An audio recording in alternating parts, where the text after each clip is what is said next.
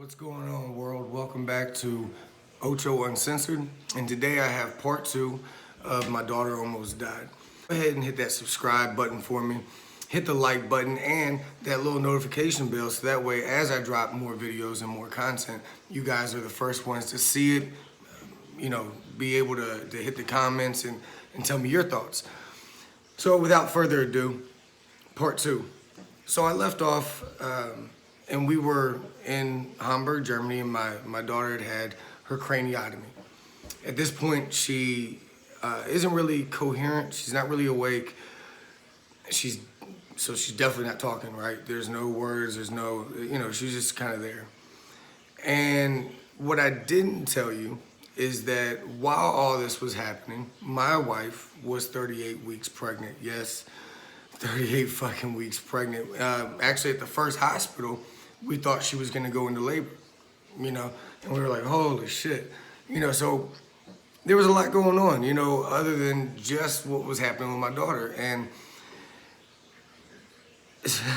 so she's 38 weeks pregnant, and before this happens, we know she's close, right? So my son, I have an oldest son, and real quick, before I go into this part of the story, I want to give a shout out. And I'm not going to give their last name because I don't know how they feel. I haven't really talked to them about putting their name out there like this. But Jeff and Amy, thank you from the bottom of me and my family's heart.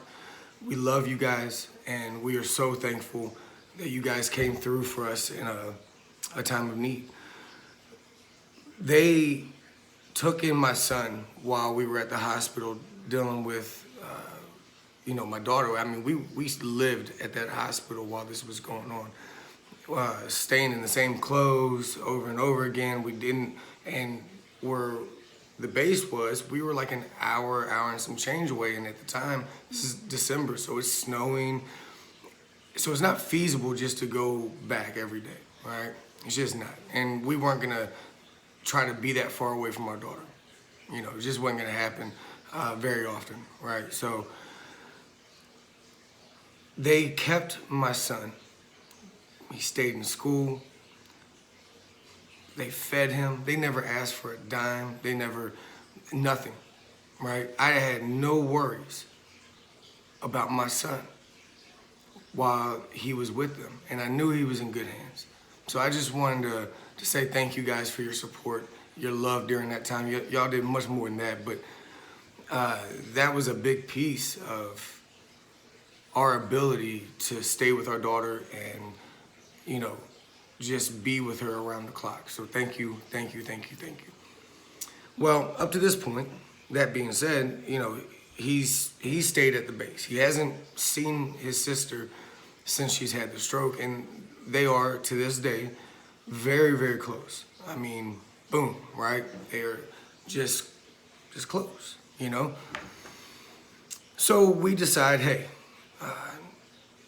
I believe my wife is gonna go into labor soon, and Talia's stable enough to, to be seen. So, and he wanted to see her. He had called us and said, I would really like to come to the hospital. So he gets brought to the hospital, and she's, at this point, she's starting to wake up and understand what's going on, but there's still no words, right? She'll just, she's just kind of, looking around and, so my son, we call him Saya, he walks in to the room. And at the time when we got there, or when he got there, there were actually like the main doctors in the room. And as he walked in, her eyes turned and caught him. And out of nowhere, she's like, Saya! Saya! And she just started just saying his name. It was like their spirits were connected, and as soon as he walked in that door, it was like, it revived her almost. Like, it was incredible. And the whole room started crying. And if you weren't crying, you were holding that shit back. You were like, oh, what the fuck, right? Like, because you have to remember, like in the first video, we're not expecting her to ever talk again. That was their initial diagnosis, you know. Remember, no walking, no talking, no eating. She's gonna kind of just be there, and you're gonna have to do everything for her. One person walks in that fucking room, and the whole game changed. Whole game changed. So now she's you know, she's verbal, and it was just so amazing. Next thing you know, my wife goes into labor. Pop, right? So now I have my daughter in ICU, my oldest son in the ICU room with her, and now my wife in the birthing ward. Ladies and gentlemen, it is so hard. I was spread so thin, and I didn't know what to do. I was skating back and forth. I could have been a fucking Olympic skater, man. I was on it, man. I was in the birthing ward, and in Germany, they got some crazy shit going on, right? It's like 50 Shades of Grey with some weird, even weirder spin shit on that, right? They got like balls and all kinds of shit. I walked in one time while my wife was in labor, and they had her like sitting down on some, I think it was a ball. It was just some weird shit going on in there, man, to help with they had like the pool. They like, I guess you could do a water birth or something. I mean, they had a lot of stuff going on in this room. I don't know why I wanted to tell you guys that, but hey, there you go, freebie. So I'm skating back and forth, trying to be with my daughter and my son. At the same time, I'm trying to support my wife. Hey boo, love you, got you. Push, 1, 2, 3, right? Got to go. And so I was just going back and forth. And of course, she finally had my son, and this is my second son. And you know, I should feel just great, right? Like I just had a son. But I was like numb, man. Like it was, how do you get excited with this new life coming in when your daughter almost lost hers and really still fighting? This is all really still new. I mean, the doctors barely even know what to do. We're trying to get her to Walter Reed. You know, that was the next step, and I'm gonna go into that. But yeah, that was the consensus. Like, hey, we need to get her to America. That's where this is more beneficial, because vasculitis, like I told you in the first video, it's real rare for it to happen to a child, first of all, and second of all, up here in the higher parts of the body, right? Again, it usually hits in the lower extremities and usually older people.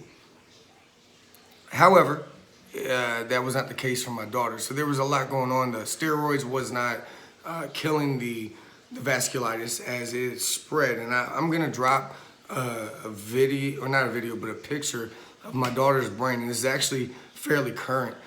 I believe it was within this last year we had this MRI taken in the picture of her brain.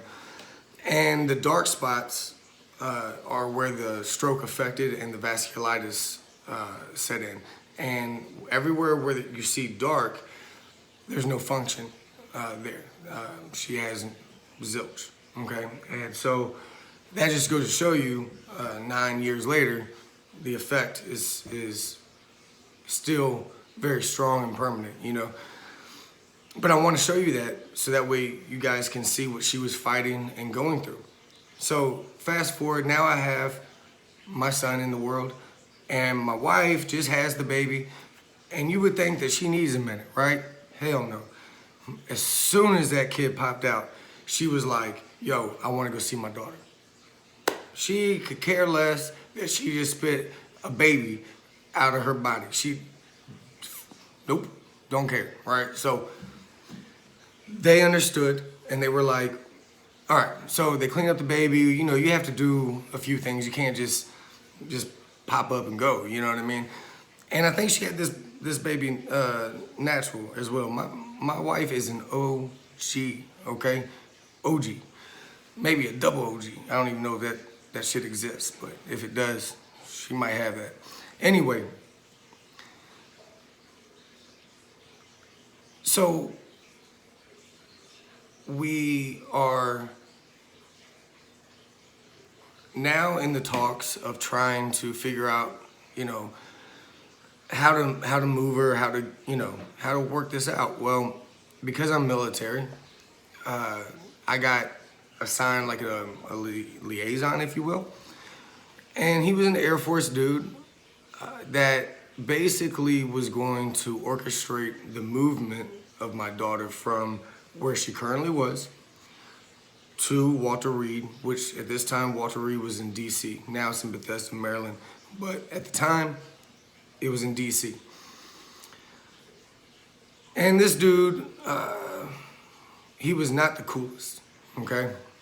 In fact, this guy was, have you ever met someone that without them saying more than 2 words, you already know you don't vibe with this dude, and basically they're a douchebag, right? Like don't like you, all right? Well, that was me and this guy, okay? He shows up and the first thing he says is, "Oh, your daughter looks great." And I'm like, "What the fuck are you talking about, man?" Like, you know, literally no hair. She's got this big ass scar on her head, right? Her whole left side doesn't work. Her mouth is drooping to the left. And if you don't know, when a stroke hits, so my daughter's stroke affected the right side of the brain. The physical effects actually are affected on the left side of her body, right? Not the right side, even though the stroke hit the right side. So it has like a different effect on the physical aspects. So half of her, you know, her body isn't really functioning. She can't use the bathroom on her own. She's in a diaper. Like she has no feeling. She can't. At that point, she couldn't even feel if she had to use the bathroom. Real shit. It was pretty intense, man. So either way, this guy comes and he says that, and I, you know, Talia, you know, hit the comments. Maybe I was wrong, but when he said, "Hey, she looks great," it almost felt like he was just trying to downplay it so he could get her on a flight, because she had to be stable in order to make movement, right? The doctors in Hamburg were not going to let her go to Landstuhl, which is where we were headed, because Ramstein Air Base is right there, and that's the flight, right? So it had to be stable, and I don't know if maybe that was what was going on. Maybe I was wrong. I wasn't in the best emotional state at that point, but the way he just kind of came in and downplayed what we were going through, it struck me wrong. And I was like, all right, but it doesn't matter, right? All that matters is my daughter and getting her the care that she needs, okay? And they have already expressed that there is a very short window of time after the stroke to try to retrieve some of the loss on the left side, right? Meaning being able to walk again, being able to move her legs, being able to move her hand or her arm. So now we're in this like period of, okay, we got to get on this, right? We need to get to America, and we need to get there now. Well, there was a very big problem.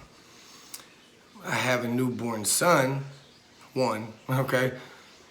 And 2, he is a German citizen. He was born in a German hospital on German soil by German doctors, not in America, all right? He is a German citizen.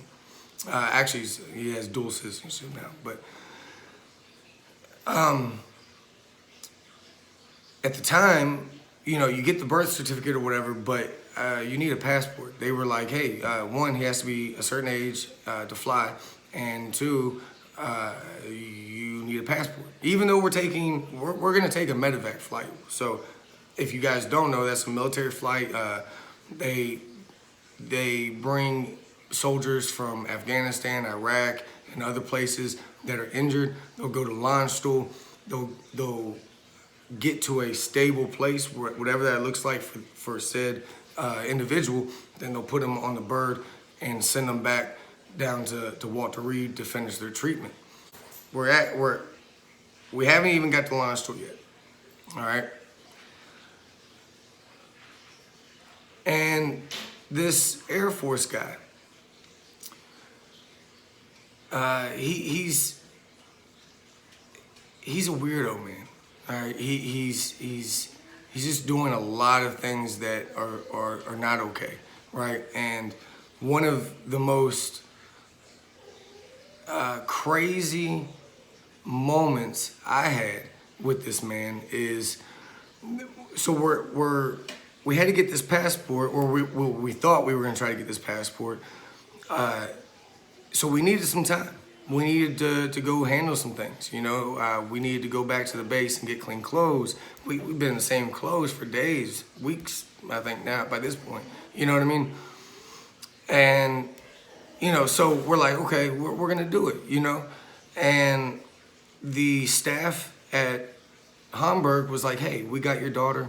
She's good. And though we knew we were waiting for the transport to go to Landstuhl, it wasn't set up as far as we knew, right? It wasn't happening that day or in that time frame that we were going to be gone, or else we wouldn't have left. We would have stayed with our daughter, right? I think most parents would have, right? However, we're told, hey, go home, you're straight. Go handle the few things that you need to do. So we go. And it, like I told you, it was snowing. So we got this hour and some change ride in the snow. And when I say it's snowing, I'm talking cars are spun out and stuck. And this is Germany. They know how to fucking drive in this bullshit. You know what I mean? We don't have much of a choice. This ship is sailing whether we fucking want it to or not. You know what I mean? We have to handle our business. Excuse me. So we leave and we're doing just that. We're handling our business, and out of nowhere I get this phone call saying your daughter's been moved to Landstuhl. Huh? What do you mean? I was in shock. I was like, what the fuck are you talking about? No, she's, and they were like, no. We got told to send her to Landstuhl. And it was because of that Air Force guy. And, you know, hey, look, I understand that time is of the essence, and if there's an open spot, you try to get the patient on there and send them. However, you also call the fucking parents. At least give us a heads up. At least tell us what you were planning on doing with our fucking daughter. That's it. But he didn't do that. Matter of fact, he wasn't even the one that called me. It was the German nurse from Hamburg. She stayed with my daughter in the ambulance all the way to Landstuhl because she did not trust this dude. So she was like, I'm not leaving their daughter. I'm staying with this little girl until I know she's safe. That is how stand up this hospital was. And I don't even know that young lady's name, but thank you so much. Because these little things meant the world to us. And she's in Landstuhl, so it is what it is at this point. That was the goal anyway. So okay, we just didn't like how it went down, right? And trust me, I let him know I did not like how he did things. Okay. Oh, I let him know. So we go to Hamburg because we had to get some of our things and we had to do some paperwork and things like that. And then we had to shoot all the way to fucking Landstuhl. So we get to Landstuhl and now we're waiting for the flight. Okay, so now we're at the point where, okay, we're here. We're just waiting for our spot on the flight and boom, we're gone. All right. And this Air Force guy continues to be a fucking weirdo. All right. So one night were in this room, and in the room, we had like a little crib in there for the newborn, right? And then me and my wife just were on they had like I think it was 2 chairs if I remember correct, that kind of would stretch out, but we were just on there, and then he had my daughter in her bed. And so I'm like, man, right? I'm knocked the fuck out. My wife is probably cutting up some logs, and next thing you know, and it's pitch dark in here, guys. Now, if you know anything about the hospital, usually nurses and doctors have no problem waking you up to do vitals and other random shit, okay? They don't give a fuck. 3 o'clock in the morning, they'll walk in and wake you up. It's the worst sleep ever, right? However, this night, we're in there, and it's pretty dark in this room. It's really dark, actually, for a hospital room. And this Air Force dude comes in, but he's like sneaking in. He doesn't turn any lights on, no flashlight, not even like a little, nothing, nada, okay? And he's like creeping in, and we wake up, me and my wife wake up like, what the fuck are you doing, bro? Like, what is this? Like, and he was like, oh, I wanted to check on your daughter, do the vitals. I just didn't want to wake you guys up. And I'm like, bro, it's okay. We've been doing this for quite a few weeks by this point. You know what I mean? We're good, man. We understand how this thing works. You know what I mean? But coming in, sneaking in like a fucking ninja, that's a no-go, right? That can't happen, man. Right? And so I had to tell him again, hey, bro, you need to stay in your lane. You know, you're kind of getting out of bounds here, all right? So we're like, okay, we got to get on this fucking flight, man. And if I remember correctly, I think I actually called the flight surgeon because, we ended up staying in Limestone for a few days, and we were like, man, this is supposed to be like we're here and we're gone. You know what I mean? It's not supposed to be we're here and we're stay here. All right, that's not it at all. So, talked to the flight surgeon, finally get on the flight, or about to get on the flight, and the plot thickens even more. They tell us, hey,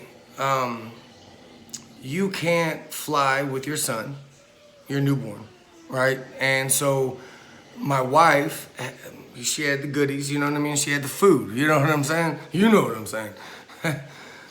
She can't leave the newborn, all right? That just can't happen, right? So they were like, hey, you're the sponsor, talking about me. You're going with your daughter. We're gonna send the oldest son with you and your daughter to Walter Reed. Your wife and your newborn has to stay here until the passport comes.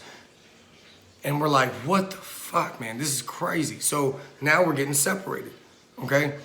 So, but we don't have a choice, man. Like, my daughter has to go. There's not a lot of arguing you can do when there's a time frame, right, that you're working with for the success of your daughter's future. You gotta go, man. You just have to fucking go. Now my wife is in a foreign country in December, snowing, with a newborn. Oh, and by the way, they now tell her, hey, you have to clear the post. We know that this is serious and you're probably not coming back to this installation anytime soon. So you're here, you're gonna clear the post for your husband. My wife is married to a soldier. She is not a soldier. She does not know how to turn in gear and deal with CIF. And if there's any military watching this, you know what the fuck I'm talking about, especially CIF. Yes, she had to do it all. Oh, and she just got her fucking license, her German driver's license. So now, first time she's having to drive is in the snow, just with a newborn, trying to get all this shit done. And my unit, I mean, it's Christmas leave, guys. So the unit's thin. Places are closing early or just closed, period. And she's trying to work around all of this. All the while, newborn. All the while trying to get a passport. You see what I'm saying? And she did it all. And let me tell you something. I'm gonna do a part 3 to finish this series up. Maybe a part 4, depending. And in the next video, I'm gonna go into how that happened, what we went through in Walter Reed, and what she, went through in Germany But let me tell you something, ladies and gentlemen. She is a fucking rock star. And when I say she, I'm talking about my wife. She is awesome. I love you, boo. Man, you tell me a woman that can juggle all of that and keep a smile on her face. Like nothing is fucking happening. I'll tell you, it's my wife. If someone had walked up to her just randomly, they would have never knew that her daughter was fighting for her life, that she just had a newborn, and her husband is in another country, and she is in this foreign country having to do everything on her own. She is amazing, and she is our rock, and probably the main reason that all of this was successful. So I love you. Dropped a video of my daughter walking for the first time after the stroke. I want you guys to go check that out. When you watch this video of my daughter walking, if you're having a bad day, if you're struggling, I just want you to know that if she can fight through paralysis, right, then you can fight through whatever the fuck you're going through. All right, so keep your heads up. Love y'all. See you next time.